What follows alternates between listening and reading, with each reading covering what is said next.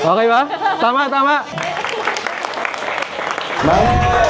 My name is Justin Piñon, and people call me the mental assassin because of my ability to read minds.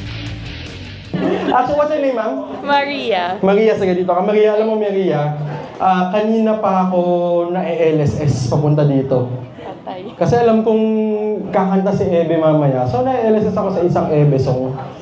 Sino bang merong Spotify dito? Pwede ba makialam ng phone na may Spotify ka ba? Lagay mo sa Spotify. Okay. Meron akong papatugtugin dito. Hindi ko muna ipapakita sa'yo para surprise. Ano pa mo, ma'am? Rachel? Meron akong plinay na song dito. Huwag mo lang gagalawin, huwag mo ipopost. Lagay lang natin dyan, mamaya papakinggan natin yan, okay? Yan yung nag-LSS sa akin. Sabi nila, para matanggal daw yung LSS sa utak, kailangan ka maghawa ng ibang tao. Okay? Yan. So, tinignan ni ma'am, ikaw lang nakakaalam ha, huwag mo na sabihin sa iba. Okay. So, gusto ko ihawa sa yung LSS ko without saying the song in my head. So, I'm going to ask you to think of a song, an Ebe song. Okay, since nandito tayo para kay Ebe. Ano ulit yung song? Prom? Sobrang na-LSS ako kanina pa. Meron akong tinype sa Spotify niya. Lakasan natin. Kanina pa ito nagpi-play, di ba? Lakas ako yung volume.